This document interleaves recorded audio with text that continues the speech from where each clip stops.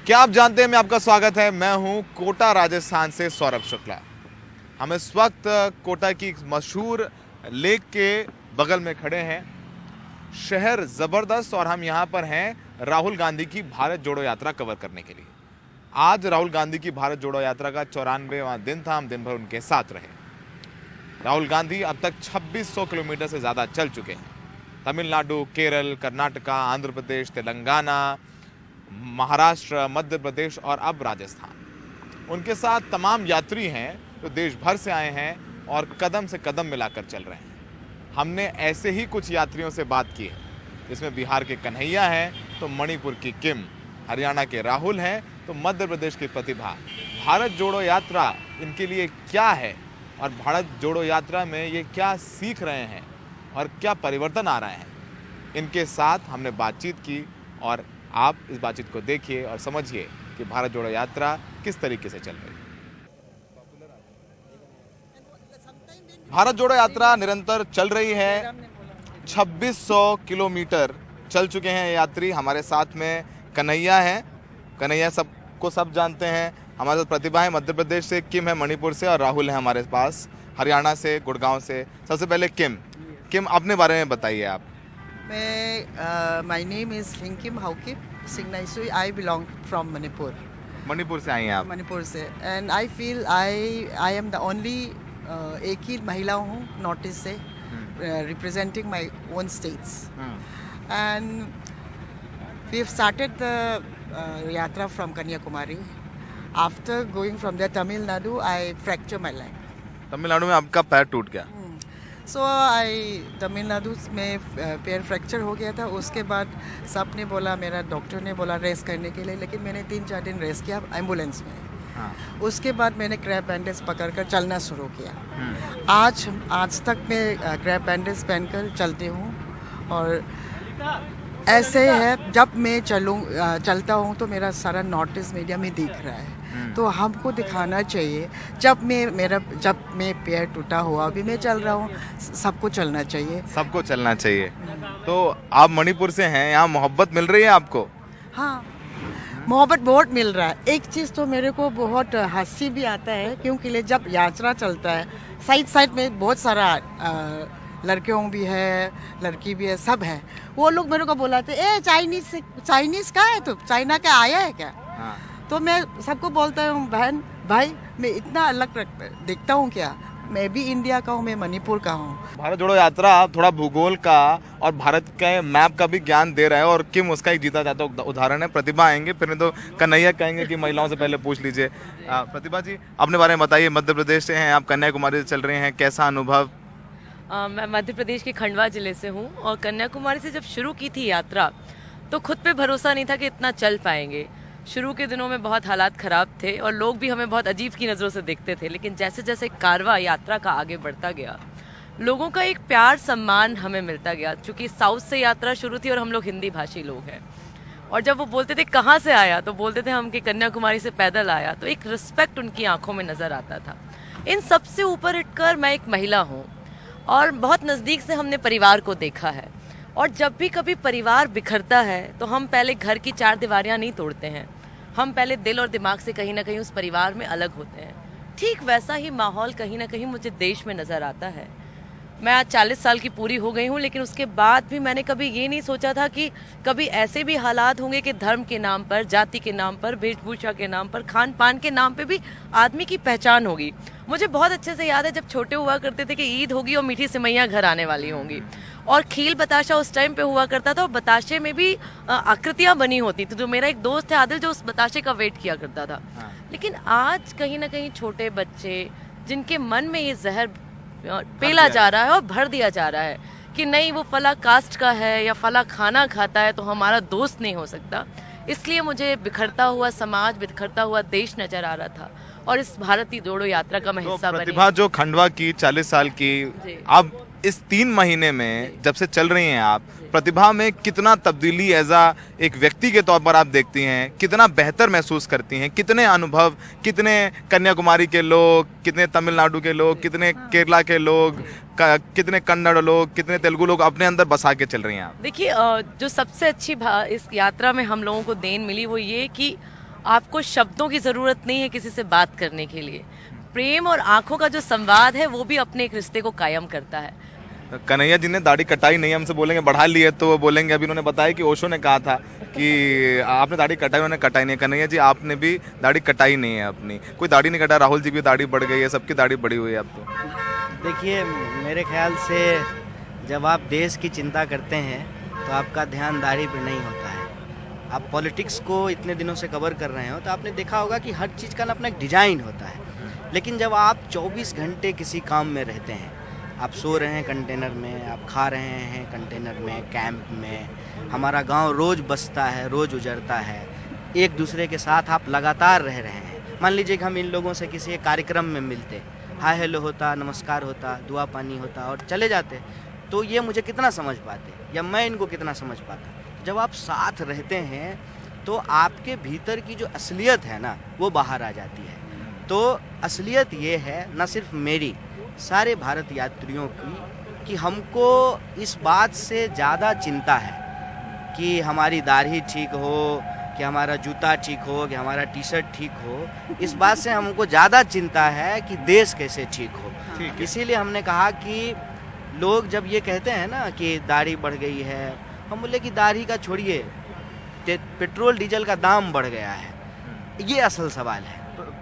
कन्हैया, और ये राहुल जी भी कहते आए हैं, चाहे बाकी नेता भी, कि भारत जोड़ो यात्रा का राजनीति से कुछ लेना देना नहीं है। देखिए राहुल गांधी, सुन लीजिए मेरा सवाल सुन लीजिए, फिर आप जवाब दीजिएगा। आप गुजरात में प्रचार करके आए हैं, तो राजनीति से लेना देना तो है, ठीक है, अंत में राजनीति से लेना देना है। राहुल गांधी सांसद हैं, कांग्रेस के वरिष्ठ नेताओं में से एक हैं, आप भी कांग्रेस में, आप भी कांग्रेस में। अंत में सरकार जब तक सत्ता में नहीं आएगी, वो बहुत ज़रूरी काम है।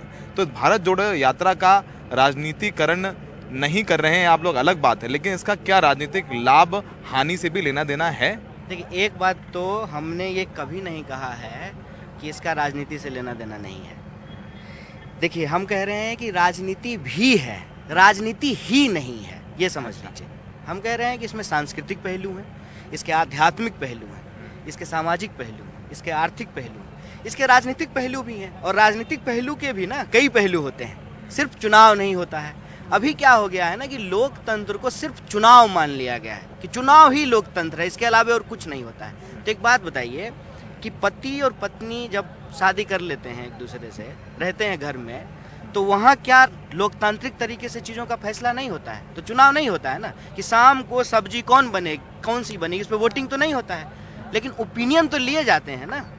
तो ओपिनियन को रिस्पेक्ट करना, ओपिनियन को कलेक्ट करना, ओपिनियन के आधार पे डिसीजन लेना, ये भी डेमोक्रेसी का एक प्रोसेस है। गुजरात में नहीं समझ में आई आपकी बात लोगों को? नहीं, समझ में खूब आ रही है, बहुत अच्छे से समझ में आ रही है। और गुजरात की जनता को, पूरे देश के लोगों को अलग से सैल्यूट करना चाहिए। आप सोचिए, 27 साल हो गए हैं, 40% लोग बिना थके, बिना रुके, बिना निराश हुए भाजपा के खिलाफ कॉन्स्टेंटली वोट कर रहे हैं। कन्हैया अपना वो देखो, उन्होंने बता दिया कि 40% जनता जो है लड़ रही बीजेपी के खिलाफ। ठीक है, हार जीत लगी रहती है। चलिए, भारत जोड़ो है, लेकिन अच्छी बात, राजनीतिक सवाल करना था मुझे आपसे। राहुल, आप भी चल रहे हैं पहले दिन से, आपकी क्या देख रहे हैं, कितना परिवर्तन आप अपने अंदर देखते हैं? आप नेशनल, हमने देखा आपको कोविड में काम करते हुए, अब कन्याकुमारी से राजस्थान पहुंच गए हैं। राहुल में कितना अंतर देखते हैं?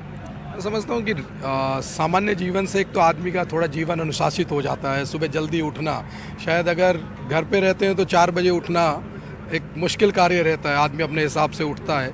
और एक दिन की बात हो तो वो अलग है, लेकिन जब आप नियमित लगभग 100 दिन हो जाएंगे कुछ ही दिनों के बाद, 100 दिन तक वही दिनचर्या रखना, उसी तरह से चलना, तो वो एक परिवर्तन है। मैं समझता हूँ कि राजनीतिक जीवन में हर आदमी की दिनचर्या तो व्यस्त रहती है, लेकिन ये इस यात्रा में सबके जीवन को अनुशासित बना दिया कि सुबह जल्दी उठना, लंबे समय तक यात्रा करना, शाम को जाके कैंप में रहना, तो वो एक यात्रा है।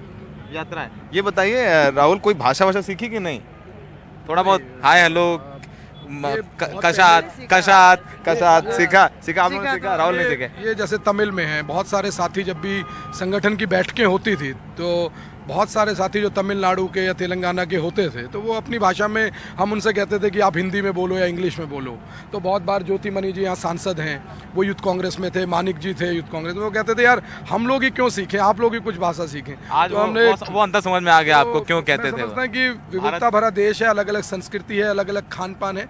तो हम भी तमिल में एक शब्द सीखा था, निंगे एपड़ेर किंगे, मतलब हाउ आर यू। तो एक शब्द कि आपका हाल कैसा है। भारत जोड़ो यात्रा में राहुल तमिल सीख गए, आप सिखाइएगा अपने दोस्तों को भी दिल्ली में कि भारत सिर्फ हिंदी बोलने वालों का नहीं है, विविधताओं से भरा देश है, सिर्फ हिंदी बोलने वालों का नहीं है। हमने बात की राहुल से, राहुल तमिल सीख गए हैं।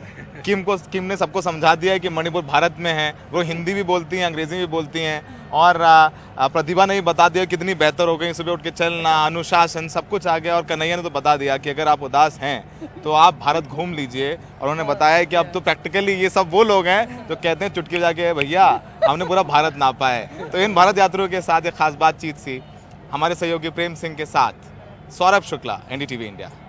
राहुल गांधी भारत जोड़ो यात्रा के दौरान राजस्थान की बूंदी जिले में कुछ खास छात्र छात्राओं से मिले। ये छात्र छात्राएं बेहद गरीब तबके की हैं और इन्हें राजस्थान सरकार की योजना, मुख्यमंत्री अनुप्रीति योजना के तहत मुफ्त में कोचिंग पढ़ाई जा रही है। नीट, IIT, JEE की तैयारी कराई जा रही है। इनसे राहुल गांधी मिले और इनसे अपने अनुभवों को साझा भी किया, इनको सुना भी। और राजस्थान सरकार की इस योजना में इनके रहने खाने की भी व्यवस्था की जाती है। हमने उन छात्र छात्राओं से बात की और जाना कि राहुल गांधी उनको कैसे लगे और कैसी क्या बातचीत हुई। आइए देखिए।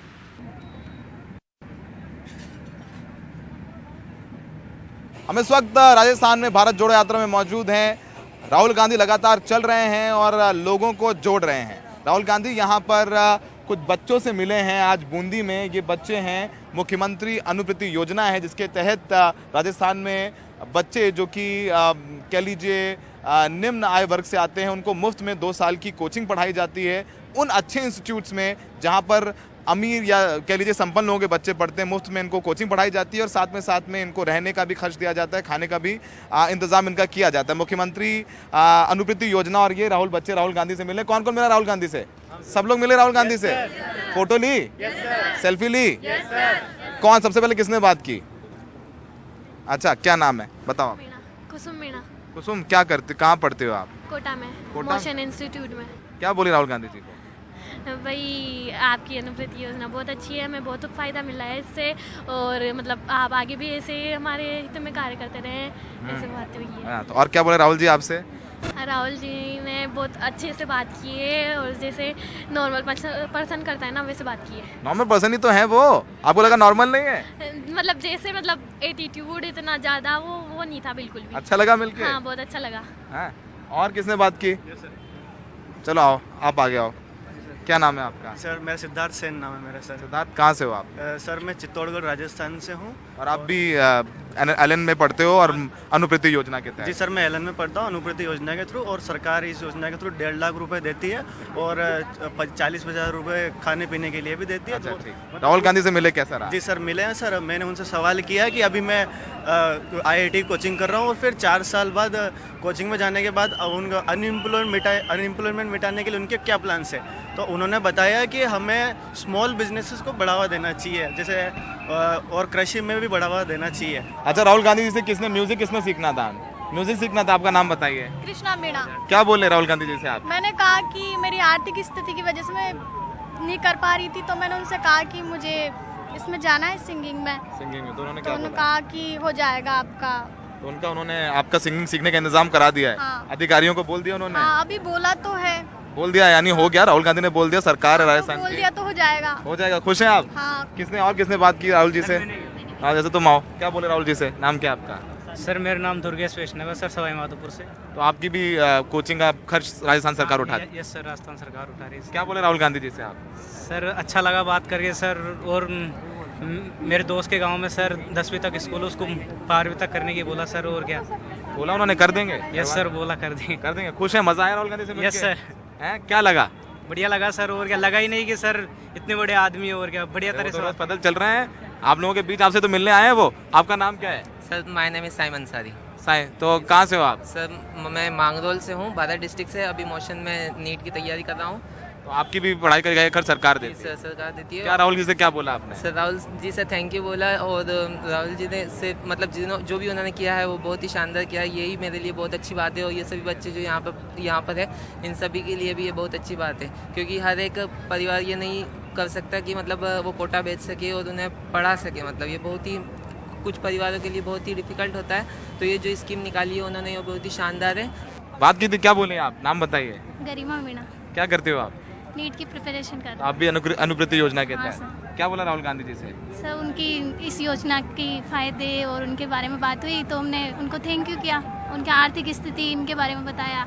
तो उन्होंने पूछा कि आप क्या करना चाहते हो, डॉक्टर कि आपका लक्ष्य क्या है, कि डॉक्टर बनना। डॉक्टर के बारे में पूछा कि डॉक्टर ही बनना चाहते हो, कंफर्म लक्ष्य पूछा उन्होंने, उनका कंफर्म डॉक्टर बनना है। ठीक है, तो ये बच्चे हैं वो अनुवृत्ति योजना के तहत जो राजस्थान सरकार की है उसमें इनको मुफ्त कोचिंग मिलती है। निम्न आय वर्ग के बच्चे हैं और ये बराबरी से उन बच्चों के साथ बैठ के पढ़ते हैं जो कि अच्छे घरों से आते हैं। लेकिन आज राहुल गांधी से मिलकर आए हैं, सबके चेहरे पर खुशी है। जिसने कहा कराटे सीखने, तो राहुल गांधी ने कहा कि भाई इनको कराटे मुफ्त सिखाए जाएं, म्यूजिक सिखाई जाए। और वाकई यही तो भारत जोड़ो है कि अगर सिर्फ धर्म या जाति की जो विभाजन है उसके खिलाफ तो है ही है, साथ में हर आयु वर्ग का व्यक्ति इसमें आके जुड़ रहा है। और यही राहुल गांधी की भारत जोड़ो यात्रा है जो राजस्थान से इस वक्त गुजर रही है। सहयोगी प्रेम सिंह के साथ सौरभ शुक्ला, NDTV इंडिया।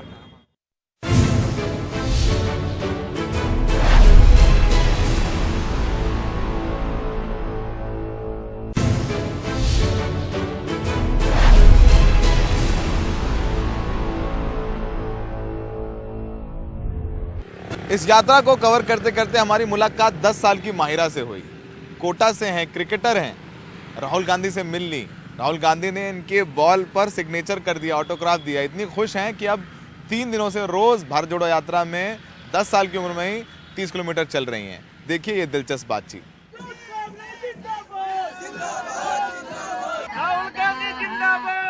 राहुल गांधी की यात्रा राजस्थान बूंदी में चल रही है, भारत जोड़ रहा है, लेकिन साथ में तमाम वर्ग के बुजुर्ग जवान तो जुड़ ही रहे हैं, साथ में छोटे बच्चे भी जुड़ रहे हैं। हमारे साथ हैं माहिरा। माहिरा कोटा की टीम से क्रिकेट खेलती हैं। आपका पूरा नाम क्या है? माहिरा खान। कितने साल की हो आप? 10 साल की हो, तो कितने किलोमीटर चल रही हो रोज? मैं वैसे रनिंग 15 किलोमीटर करती हूँ। हाँ, और राहुल जी के साथ उस दिन कितने दिन चली? 25 किलोमीटर। 25 किलोमीटर चली राहुल गांधी जी के साथ में। तो राहुल गांधी जी से मिले आप? Yes sir. क्या बोले राहुल गांधी जी? उन्होंने बोला वेल आप क्रिकेट अच्छा खेलना। और फिर ये बॉल कैसी है, दिखाइए। ये बॉल है, ये बॉल में क्या है, किसका साइन है? राहुल सर का। राहुल सर का साइन है। क्या बोला उन्होंने? बॉल लेके आओ। Yes sir. हैं? पूरी बात बताओ। उन्होंने मुझे पापा के साथ बॉल लेके बुलाया। अच्छा, तो बॉल लेके फिर अपना साइन किया? Yes sir. दिखाइए, कैमरे में दिखाइए, पास आके दौड़ के।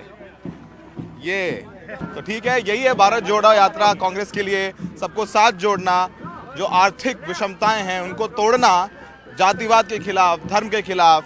और उम्मीद है कि भारत जुड़ेगा भी। और ऐसे छोटे बच्चे जुड़ रहे हैं, इनके चेहरे पे मुस्कुराहट देखिए, और यही जज्बा है इनका। सहयोगी प्रेम सिंह के साथ बूंदी राजस्थान की भारत जोड़ो यात्रा से सौरभ शुक्ला, NDTV इंडिया।